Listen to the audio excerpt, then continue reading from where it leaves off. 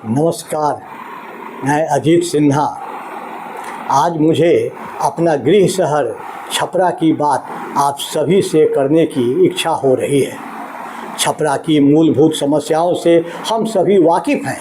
Double decker की समस्या हो, शहर में पाइपलाइन द्वारा हर घर में गैस सप्लाई की समस्या हो, नमामि गंगे योजना की समस्या हो, राशन कार्ड की समस्या हो, यातायात की समस्या हो, नगर निगम से संबंधित समस्या हो या जिलाधिकारी स्तर पर कोई समस्या हो, कानून एवं व्यवस्था की समस्या हो, शहर का कोई भी नागरिक किसी भी जाति या संप्रदाय का हो, वह खुश नहीं है। पूरा शहर वर्तमान व्यवस्था से त्रस्त है। हाल के दिनों में जल निकासी की भीषण समस्या हुई है। गर्मी के मौसम में पूरा शहर धूल धक्कर से भर जाता है। मैं भी इसी शहर का नागरिक हूं और अनेक समस्याओं से जूझ रहा हूं, मगर मैं आज अपनी समस्याओं के बारे में बात नहीं करने वाला। सारण के विकास में हम सभी ने सांसद, विधायक एवं नगर निगम महापौर को व्यवस्था में सुधार के लिए चुना। स्थिति बद से बदतर होती चली गई। आदमी के सर के ऊपर से पानी बहने लगा। आज डबल डेकर की सरकार है, मगर परिस्थितियां वहीं की वहीं हैं। भ्रष्टाचार की पराकाष्ठा है। इन तमाम उपरोक्त समस्याओं के बारे में प्रशासनिक एवं राजनीतिक स्तर पर गहन चिंतन एवं मंथन की आवश्यकता है। आज के वैज्ञानिक युग में हर समस्या का समाधान संभव है, मगर इस जिला में यह संभव नहीं हो पाता। क्यों? शहर के क्रियाकलापों की निगरानी एवं भविष्य की रणनीति बनाने के लिए 20 सूत्री कार्यक्रम, मासिक बैठक एवं त्रिमाही दिशा की बैठक आयोजित की जाती है और वहाँ बड़ी बड़ी बातें होती हैं, दिशा निर्देश भी दिए जाते हैं। अंततः जनता को क्या मिलता है, यह बहुत बड़ा प्रश्न है। क्या इससे उनकी मिली भगत की साजिश की बू नहीं आती है?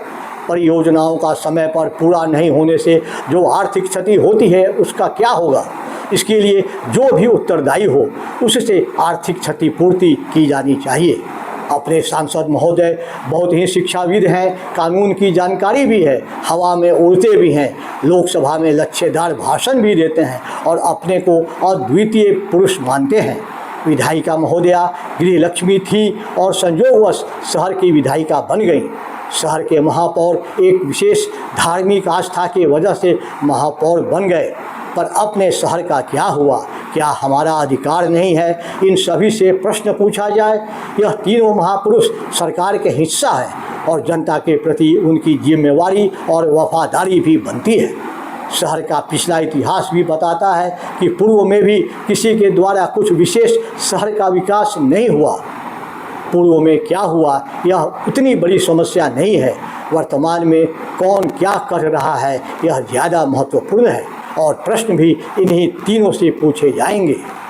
ये तीनों प्रतिनिधि कहीं भी जाएं, जनता उनसे स्पष्ट रूप से पूछे और दबाव बनाए कि हम सभी भविष्य में अब तमाम तरह के टैक्सों का भुगतान नहीं करेंगे तथा राज्य एवं केंद्र सरकार से गुजारिश करें कि इन तीनों की लापरवाही के चलते शहर की जो दयनीय स्थिति बनती है और लगातार उसका जो नुकसान हो रहा है और जनता की गाढ़ी कमाई का नुकसान जो हो रहा है, उसकी भरपाई इन तीनों प्रतिनिधियों को मिलने वाली वेतन और तमाम सुविधाओं से की जाए।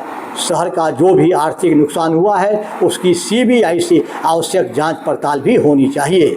चुनाव में इन तीनों को हराना ही हमारा उद्देश्य नहीं है। शहर को बेहतर बनाना हमारा लक्ष्य है और वही हमारा उद्देश्य है। सरकारें आएंगी जाएंगी, मगर यह शहर अपना है और अपना रहेगा। इसके लिए हम सभी को जाति, धर्म एवं राजनीतिक विचारधारा से ऊपर उठकर एक होकर लड़ना होगा।